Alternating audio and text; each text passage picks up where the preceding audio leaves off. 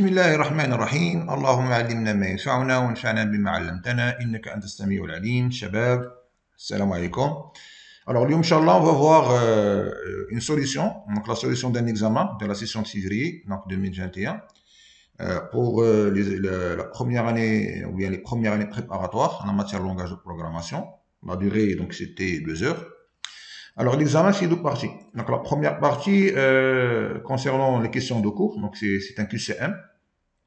Donc, on va essayer de répondre à la QCM. Et la deuxième partie, il y a 3 petits exercices qui tournent autour des boucles. D'accord? Donc, on va commencer déjà par les questions de cours. Alors, les questions de cours, alors, non, ça, c'est une notation au système canadien. Donc, ça veut dire une bonne réponse, c'est +1, une mauvaise réponse, c'est -1, et aucune réponse, c'est 0. Donc, il se peut donc, y avoir plusieurs réponses correctes pour chaque question. Donc, il faudra sélectionner donc, chaque réponse exacte. Donc, ça veut dire une question qu'on a plusieurs réponses. Alors, on va commencer déjà par la première question. Alors, le langage de programmation C est un langage humain, c'est un langage machine, c'est un langage haut niveau, ou bien un langage de bas niveau. Alors, imaginez le cours là. Le langage C, c'est un langage de haut niveau. Alors, le langage de bas niveau, c'est le langage assembleur et les autres langages qui attaquent directement donc la machine. Donc, le langage C, c'est un langage de haut niveau parce qu'il est traduit vers le langage de bas niveau, d'accord? Et pour qu'il attaque donc tout ce qui est périphérique donc de la machine, c'est-à-dire la gestion du processeur ou bien donc la gestion de la mémoire. Alors, la bonne réponse est c'est un langage de haut niveau. Alors, la deuxième question, un compilateur permet de traduire un langage de haut niveau vers un langage de bas niveau. D'ailleurs, donc ce qu'on a dit donc ici, donc le langage C, c'est un langage de haut niveau. Et le compilateur, c'est lui qui traduit donc le langage de haut niveau vers le langage de bas niveau. Ça, c'est une bonne réponse.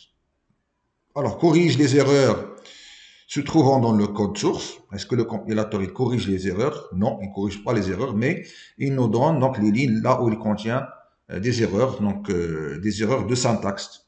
D'accord? C'est pas des erreurs de logique, par exemple. D'accord? Ce sont des erreurs de syntaxe. Donc ça, c'est pas une bonne réponse. Alors, génère un fichier objet, .o ou bien .obj. Donc, comme on a vu le cours d'IANA. Alors, après la compilation, donc si le code source ne contient pas d'erreur, alors le compilateur il va générer un fichier objet, d'accord, qui est l'extension .o bien .obj. Donc, ça dépend, là, le système d'exploitation les redonifie. Alors, ça, c'est une bonne réponse. Aucune réponse précédente, non. Donc, il y a 2 bonnes réponses. D'accord? Alors, maintenant, on va passer la troisième question. Alors, il y a une petite ambiguïté. Donc, on va voir. Alors, lequel des identificateurs suivants n'est pas acceptable en langage C? Ça veut dire ça sont des variables, il y a des identificateurs qui ne sont pas acceptés en langage C. Alors, si on voit ici, alors qu'est-ce qu'on a dit pour les variables? Alors, les variables, donc, il ne doit pas commencer par un chiffre, d'accord? Il ne doit pas contenir des espaces et les caractères spéciaux. Alors, les caractères qui sont autorisés, c'est les chiffres de 0 jusqu'à 1, jusqu'à 9 plutôt. Les lettres alphabet de A à Z, majuscule ou bien minuscule. Et le seul caractère qui est autorisé, c'est le underscore, d'accord? Ou bien le blanc souligné. Alors, comme on dit déjà, Thierry Deloitte. Alors, et il ne faut pas que le nom d'une variable, d'accord, bien un identificateur ne doit pas commencer par un chiffre. D'accord? Donc, ça les contraintes, les kéniens. Alors, est-ce que ici, est-ce qu'il contient des caractères spéciaux à part ce qu'on a cité? Non. Il contient le underscore et on dit que c'est autorisé. Est-ce qu'il commence par un chiffre? Non. Donc ça, c'est autorisé. Alors ici, est-ce qu'il commence par un chiffre? Non. Est-ce qu'il contient les caractères autres que les caractères qu'on a cités, les chiffres, les lettres alphabétiques et le underscore? Non. Donc ça, c'est autorisé. Alors, la même chose ici, c'est autorisé.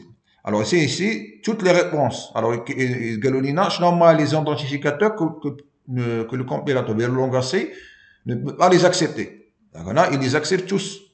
D'accord? Donc, tous les identificateurs, il peut les accepter. Alors, maintenant, on a soit la question, c'était lequel des identificateurs est acceptable en langage C. Et dans ce cas, ça va être toutes les réponses. Donc, ils sont acceptés. Ou bien, ici, ça veut dire aucune réponse. D'accord? Donc, aucune d'autre deux n'est pas acceptée. Donc, ils sont acceptés. D'accord? Donc, je ne peux pas répondre à la question parce que c'est un petit problème. Peut-être il a été corrigé par le prof le jour de l'examen. Alors, la quatrième question, qu'affiche le code suivant? Donc, include studio.h, int main, int x, virgule z, x égale à 2, z égale à 2. Alors, ici, on a z égale à z divisé par plus égale x. On a printf, pourcentage f, z. Alors maintenant, qu'affiche donc le programme suivant? Est-ce qu'il va afficher une erreur? Est-ce qu'il va afficher 0,00000? Ou bien il va afficher 1, ou bien il va afficher 0,66666. Alors maintenant, le programme, c'est pourcentage F, Z. Alors Z c'est quoi? Z c'est un entier. On veut afficher ce format réel. Automatiquement, on ne va pas se poser la question. Automatiquement, on va nous afficher ça, quelle que soit la valeur de Z. Parce que Z c'est un entier, on ne peut pas l'afficher ce format réel. Automatiquement, le compilateur il va affecter la valeur 0 et il va l'afficher ce format réel, ça veut dire c'est 0,60. D'accord? Alors, ça c'est le résultat du programme. Ici, est-ce que Z, quelle est la valeur de Z? Est-ce que c'est 1 ou bien c'est... Non, c'est pas ça. Automatiquement ici, c'est Z, c'est un entier. On veut l'afficher ce format réel.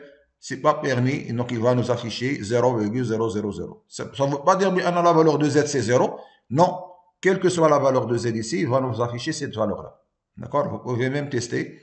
D'accord? Sur vos machines, vous prenez n'importe quelle valeur de Z qui est entière et vous affichez avec la pourcentage F, vous allez retrouver toujours cette valeur qui est 0,0000. Ça veut dire ici 0 après la virgule. D'accord? Donc la bonne réponse, c'est ça. Alors, qu'affiche le code suivant? Include studio.h, int main, printf.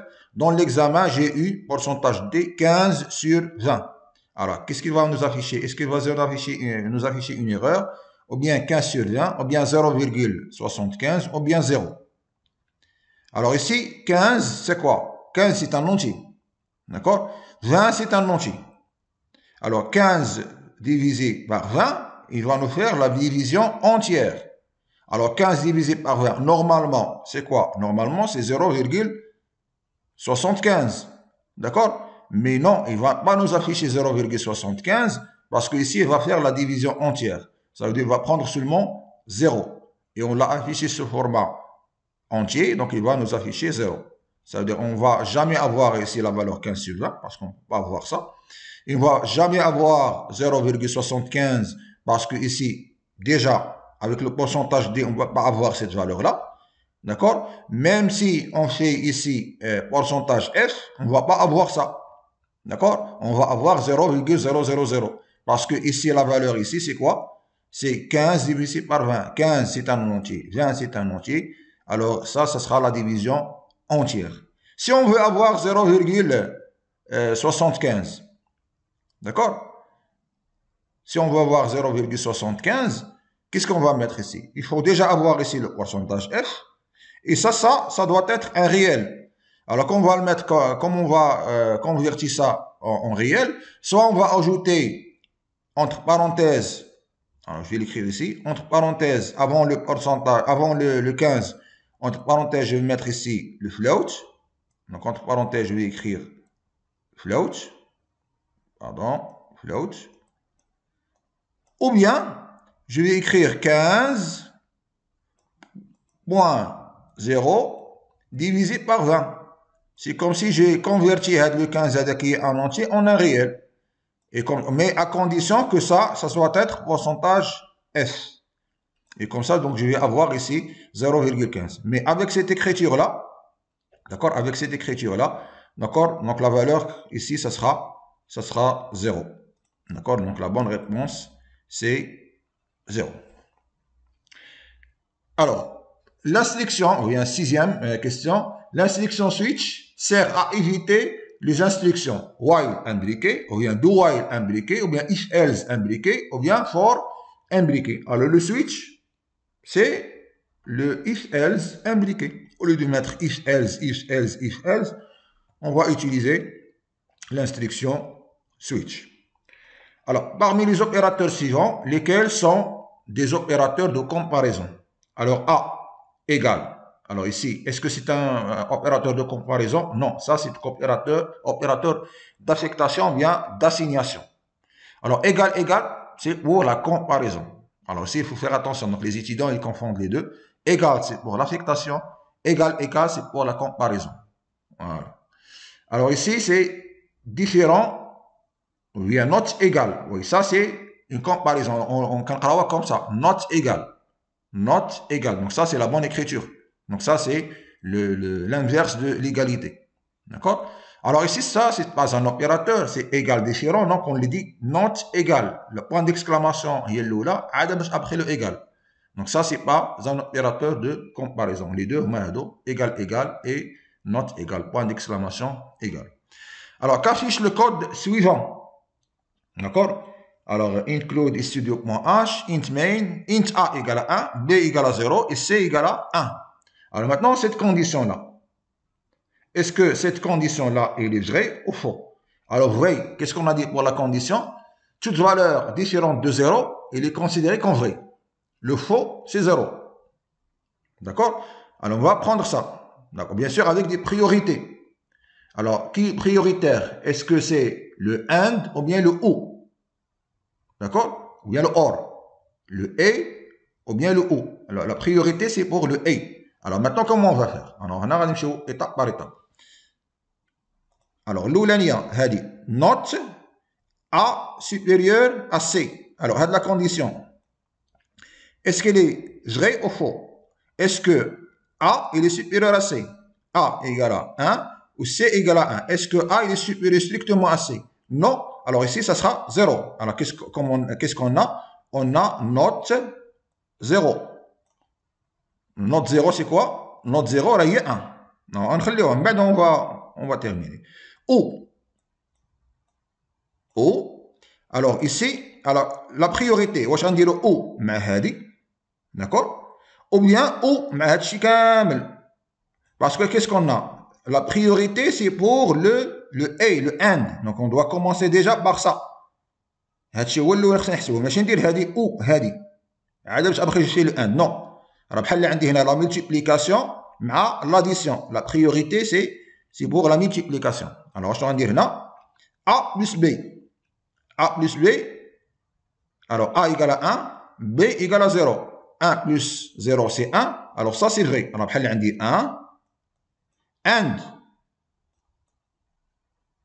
D'accord? Et C, A moins C. A moins C. Donc 1 moins 1, c'est 0. Donc 1 et 0. D'accord? Alors, on a 1 et 0, c'est 0. Le note 0, c'est 1. On a dit ou. On a dit قدقة. D'accord? هادشي كامل ou.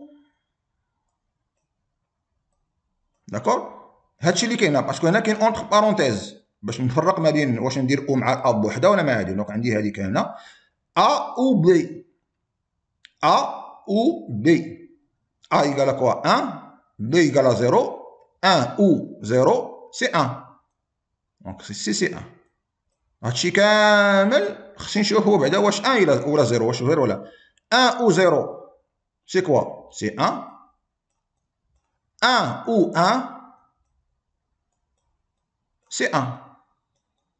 Donc, هادشي كامل اللي عندي هنايا c'est 1, ça veut dire هادشي كامل هنا c'est vrai. إلا كان هادشي c'est vrai, qu'est-ce que je vais exécuter? غنexécuter هادي.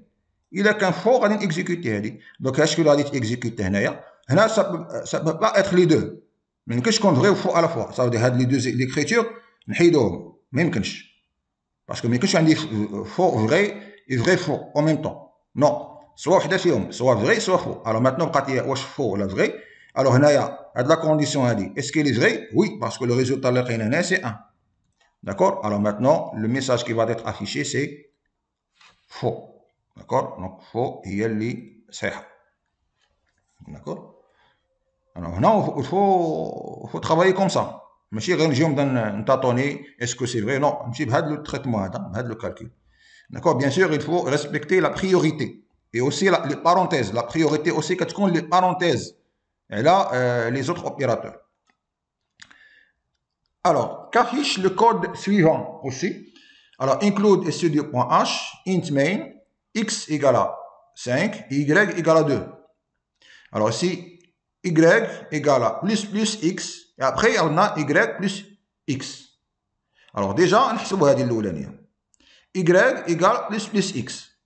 Alors هنايا, qu'est-ce qu'on a? On a ce qu'on appelle la pré-incrémentation. D'accord? La pré-incrémentation, ça veut dire que je dois incrémenter en premier. Alors, شنو غادي ندير هنايا؟ قبل ما نافيكتي الاكس y, je dois incrémenter déjà le x. Alors x شحال فيها؟ 5. Donc شحال تولي فيها هنايا؟ 6. Et 6, c'est elle qui va être affectée la valeur y. Alors y maintenant, ما بقاش فيها 2 ولات فيها 6. Alors عندنا sélection هذه y plus x. هاد y plus x, est-ce qu'on a modifié la valeur de y? Non.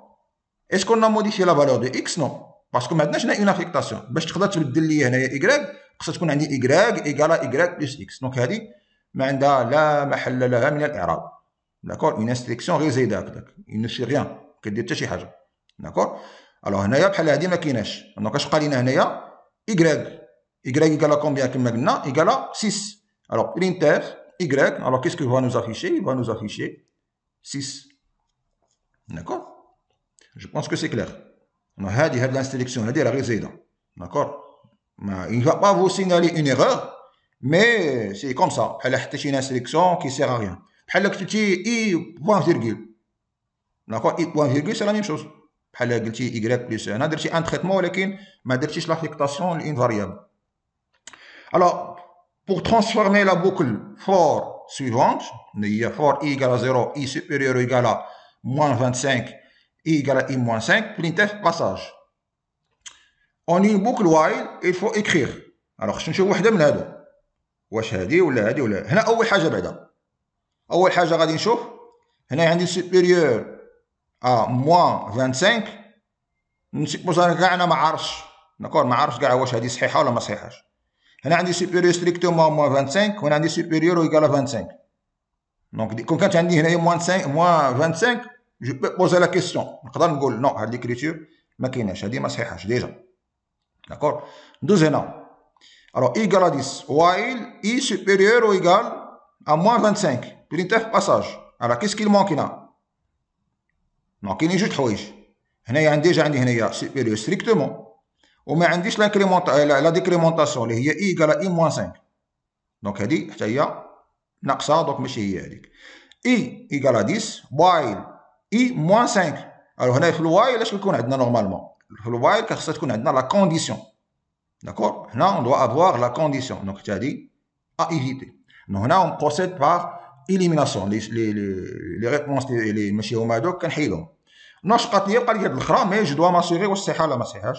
i égale à 10 while supérieur parce que هنا l'ordre d'exécution de les instructions كيفاش كيكون كتكون هذه الاولى من بعد كيدوز لهذيك كيتيستي اسكو i est supérieur strictement à moins 5 à moins 25. اشنو كيدير؟ كيكزيكوتي الباساج هاد البرينتيف باساج من بعد كيديكريمونتي ومن بعد كيرجع لهنا.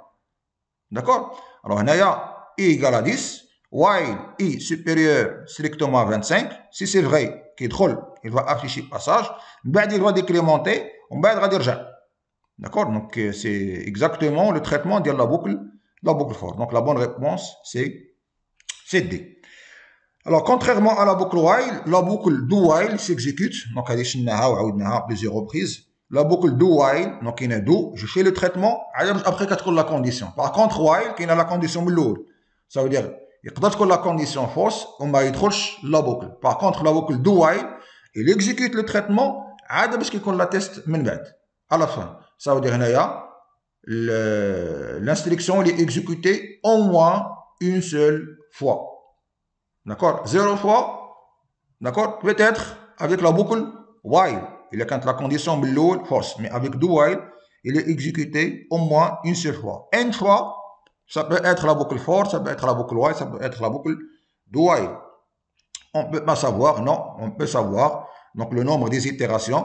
On ne peut pas savoir si la condition ne dépend pas d'une variable qui s'incrémente bien. Donc, ça dépend de la valeur qui va donner l'utilisateur. On ne peut pas savoir quand la boucle va s'arrêter. Ça veut dire en fonction de l'utilisateur.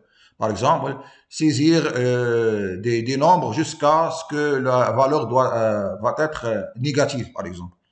Est-ce qu'on peut savoir le nombre de fois que la boucle va être exécutée? Non, on ne peut pas savoir. Ça peut être exécuté 1000 fois, comme ça peut être exécuté 5 fois. C'est en fonction de la valeur que va donner l'utilisateur. Mais la boucle de while, elle est exécutée au moins une seule fois.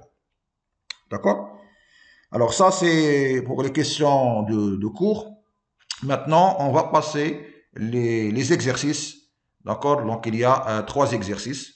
On va commencer déjà par le premier et on va voir ça tout de suite. Alors, pour le premier exercice, donc, qu'est-ce qu'il dit? Donc, il écrit un programme en langage C qui permet de calculer et d'afficher la somme des n termes de la série suivante, tel que n est un entier positif, donc saisi par l'utilisateur. Alors, maintenant, on doit s'assurer que n est un entier positif, donc il faut faire un contrôle de saisie. Alors là, les termes, il y a la somme des termes, donc S égale à 1, 1 c'est 1 sur 1, plus 1 sur 2, plus 1 sur 3, plus 1 sur 4, jusqu'à 1 sur n. Alors maintenant, on va écrire le programme qui va nous permettre de calculer donc la somme de cette série-là. Alors le programme est le suivant, donc include studio.h, void main. Alors, ici, on va commencer notre programme. Alors on aura besoin de 2 variables entières, donc i, le compteur, parce qu'on va exécuter une boucle for, donc il va commencer de 1 jusqu'à n pour calculer les termes de la série. N, c'est la valeur qui va être donnée par l'utilisateur. Et le S, là, la variable, là, on va stocker donc les variables, la somme des termes. Alors, S donc, doit être un réel parce qu'on va faire la somme des termes qui sous forme d'une fraction. Donc, 1 sur 1, 1 sur 2, 1 sur 3 sont des réels. Et initialement, il est à 0. Alors, ici, on va faire un contrôle de saisie sur la variable n, bien la valeur n qui va être donnée par l'utilisateur. Et on a dit qu'il doit être un entier positif. Alors, le contrôle de saisie, on le fait avec la boucle do while. Alors, do, faire tant que. Alors, do, printf donner un entier positif, 1 supérieur égal à 0. Scanner, on va lire le n, donc la variable n. While, tant que tu vas faire ce traitement-là, tant que n il est inférieur strictement à 0. Tant que la variable n il est négative, alors maintenant, tu vas redemander donc la saisie d'un entier maintenant qui doit être positif. Alors, si n il est positif, on passe directement à la boucle for. Alors, la boucle for, c'est pour parcourir donc les termes, ou bien pour calculer les termes. Alors, i, il va commencer de 1 jusqu'à n, parce que 1, c'est 1 sur 1. Après, i égale à 2, c'est 1 sur 2. I égale à 3, 1 sur 3, jusqu'à n. Alors, qu'est-ce qu'on va faire? Donc, s plus égale, ou bien s égale à s plus. Donc, soit je crée cette écriture-là, avec cet opérateur, ou bien je peux écrire s égale à s plus. Alors, float. Alors, pourquoi j'ai fait ici float? Parce que ça, c'est ce qu'on appelle le cast. Alors, ici, 1, c'est un entier, et i, c'est aussi un entier. Lorsque je fais la division un entier sur un autre entier, la division, c'est une division entière. Il va me donner toujours des zéros. Alors, à part la première itération, donc, où i égale à 1, il va me donner 1. Mais lorsque i égale à 2, 1 sur 2, normalement, c'est 0,5. Alors, puisque ce sont des entiers, donc, il va me faire seulement 0. Il va faire la division entière. Alors, dans ce cas, il faut faire le cast. Float 1 sur i. Ou bien, si je veux pas utiliser donc le cast, je peux prendre le 1 ici et le rendre comme réel. Parce qu'il suffit seulement que le dénominateur ou bien le numérateur soit un réel et le compilateur va me faire la division donc avec une fraction. Alors ici, donc je vais mettre 1.0. Alors à ce moment-là, le 1 ici, c'est le 1 réel, c'est pas le entier. Et maintenant, ça marche. D'accord? Donc il y a les deux écritures. Et après, une fois que je termine la boucle, j'affiche à la sortie de la boucle, j'affiche la somme et j'affiche donc la valeur de S. Alors ça, c'est la solution du premier exercice. Donc, vous voyez que c'est très simple. D'accord? Alors maintenant, on va exécuter. Alors, je vais donner un nombre négatif. Donc, comme ça, pour voir, donc je vais donner moins 9. D'accord? Alors, ici, il me demande une autre fois donner un entier positif. Donc, je donne moins 6. Il n'accepte pas. Je donne maintenant 8. Alors maintenant, il a calculé la somme. Il m'a affiché la somme et 2 virgules. Alors maintenant, si je veux me limiter à 2 chiffres après la virgule, donc je peux mettre ici point point 2 entre le pourcentage et le F pour me limiter à deux chiffres après la virgule. Maintenant, je donne 10. Alors maintenant, la somme est 2,93. Alors ça, c'est la solution du premier exercice. Maintenant, on va passer le deuxième exercice. Alors, le deuxième exercice, écrire un programme en langage C qui permet de calculer et d'afficher la somme suivante, dont le calcul s'arrête quand le dernier terme à ajouter est inférieur ou égal à une valeur epsilon, déterminée par l'utilisateur. Donc, la somme, c'est quoi?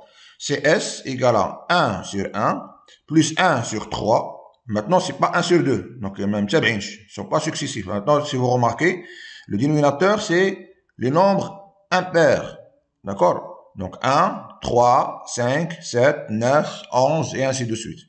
D'accord? Alors ici, c'est 1 sur 1, 1 sur 3, plus 1 sur 5. Alors maintenant, avant d'ajouter le terme à la série, ou bien à la somme, S, on doit s'assurer que ce nombre-là, ou bien cette fraction-là, il est supérieur à un epsilon donné. Parce que on va s'arrêter, d'accord, s'il est inférieur ou égal à une valeur epsilon déterminée par l'utilisateur. L'utilisateur va nous donner une valeur epsilon, par exemple 0,05, par exemple. Et on va ajouter que les termes qui sont supérieurs à ce epsilon-là. S'il est inférieur, on va s'arrêter, on va afficher, d'accord, la somme. Alors maintenant, on ne va pas utiliser une boucle for. Maintenant, ça va être une boucle while. D'accord? Ça va être une boucle while. Tant que le terme qu'on va calculer est supérieur à epsilon, on va l'ajouter à la somme. Sinon, on va quitter la boucle. D'accord? Donc, on va voir le code de ce programme-là. Alors, le code dit le suivant. Alors, include ici 2.h, void main. On aura besoin d'un entier i, donc qui va jouer le rôle, d'accord, du dénominateur qui va s'incrémenter de 2. Donc, 1, 3, 5, 7 et ainsi de suite. Alors, le s, donc il va jouer le rôle de la somme de la série, d'accord, qui va être un réel. Et epsilon, que l'utilisateur va donner, et il est aussi un réel. Alors, ici, on va demander la valeur de epsilon. Alors, maintenant, si vous voulez ajouter un contrôle de saisie sur epsilon qui doit être aussi un réel ou bien un nombre positif, donc vous pouvez l'ajouter en utilisant la boucle do while. Donc je peux mettre ici do et while tant que epsilon il est inférieur à 0. D'accord, tant qu'il est inférieur à 0, donc je fais l'utilisateur va demander une autre fois la valeur de epsilon. Alors, je fais la somme des termes qui sont supérieurs à epsilon. D'accord? Alors, while 1. Alors, pourquoi j'ai fait ici 1.0? Donc, je l'ai expliqué donc le premier exercice. Parce que 1 c'est un entier, i c'est un entier. Donc, il va me faire la division entière. Pour cela, donc, je vais changer ici. Donc, je vais mettre un réel 1.0. Ou bien, je fais le casse avec le float. D'accord? Alors, s'il est supérieur à epsilon, qu'est-ce que je vais faire? S plus, et j'ajoute le terme, les 1 sur i. Et après, je passe à la valeur, à la prochaine de i, qui va être incrémentée par 2 et non pas par 1. Donc, je ne vais pas faire 1, 2, 3, 4, 5 et ainsi de suite. Non, c'est 1, 3, 5, 7. D'accord, je fais la somme les termes avec le dénominateur qui est impair. Alors ici, je vais mettre i plus égale 2 ou bien i égale à i plus 2. Alors, et après, donc, je retourne pour calculer aussi donc, le terme.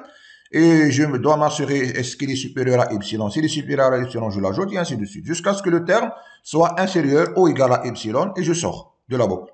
Et à la sortie de la boucle, donc j'affiche ici donc la somme et donc j'affiche la somme de la série qui est S. Ici, donc je peux mettre aussi deux chiffres après la virgule. D'accord? Alors ça, c'est la solution du deuxième exercice. Alors maintenant, je vais l'exécuter.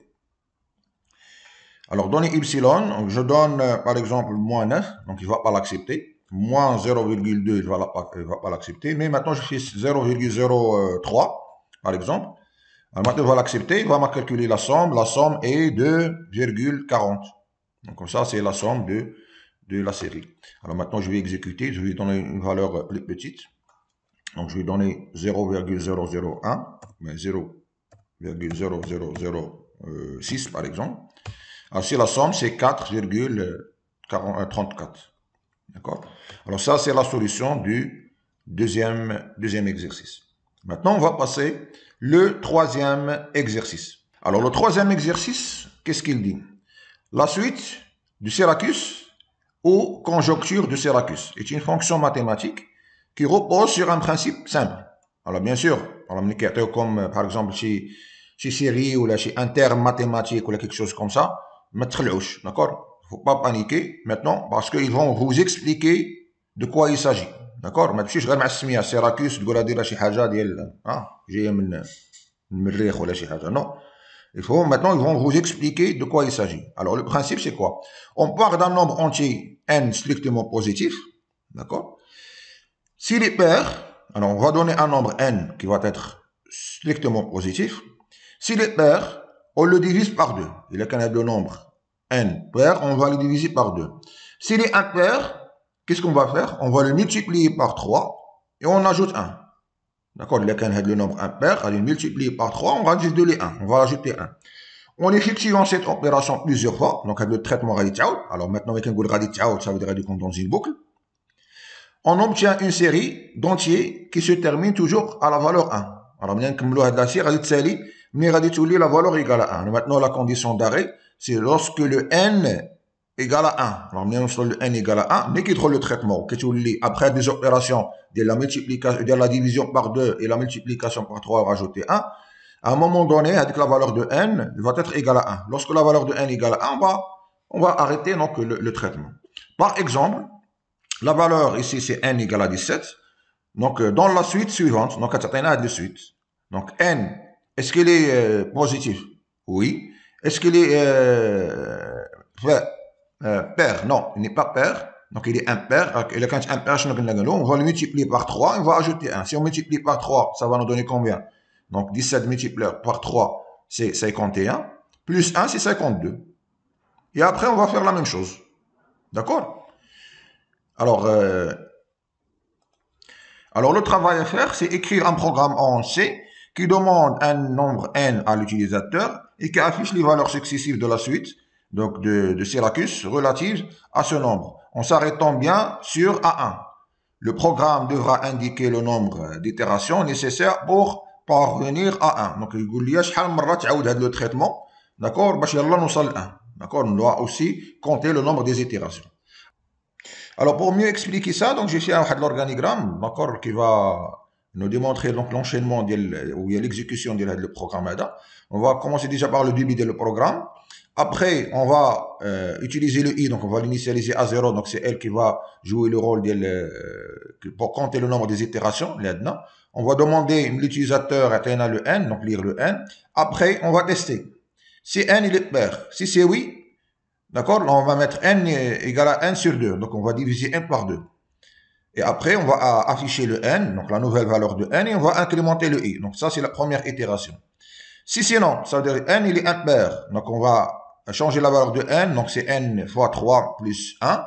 Et après, donc on va exécuter la même chose, donc n, on va afficher n et incrémenter le i. Donc ces deux instructions-là, ils sont exécutées quel que soit le résultat de n, s'il est pair ou bien impair. Après, la nouvelle valeur de n, on va le tester, est-ce qu'elle est différente de 1?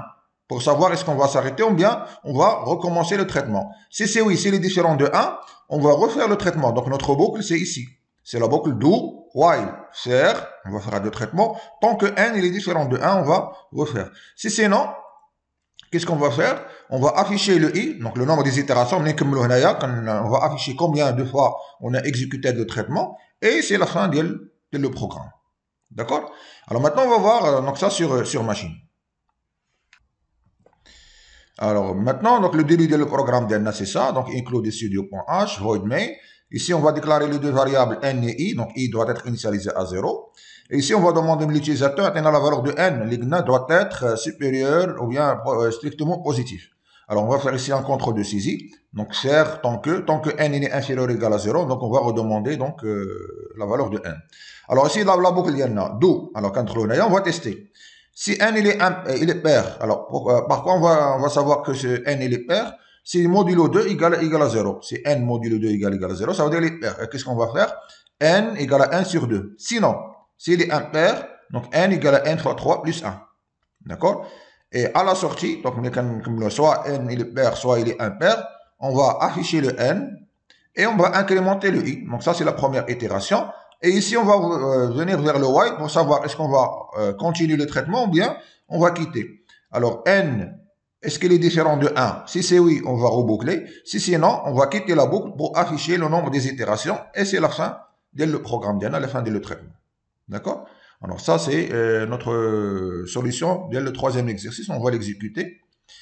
Alors ici, on va demander un entier. Donc, on va demander dans les zéros.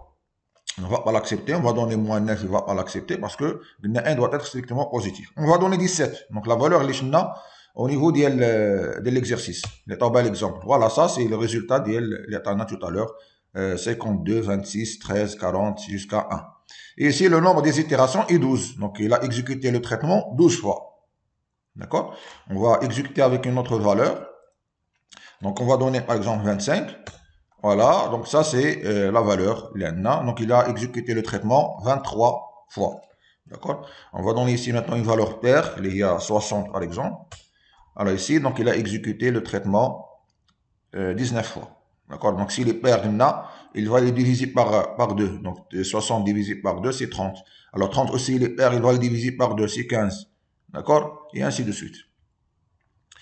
D'accord? Alors, ça, c'est la solution dès le troisième exercice. Donc, vous remarquez que c'est très, très simple. Alors, il a l'arto, donc, درنا تقريبا واحد 37, 38 minutes, donc, pour la solution de l'imtihan. La durée, c'était 2 heures. Donc, c'est largement suffisant pour réaliser, donc, l'examen. Donc, pour faire l'examen. C'est les étudiants qui ont bien préparé. Alors, وصلنا la fin de la vidéo. نتمنى إن شاء الله تكونوا استفدتوا من هاد la vidéo هذه. لا تنسونا من خالص دعائكم، ونتلاقاو في الفيديو الجاي إن شاء الله. والسلام عليكم ورحمة الله تعالى وبركاته.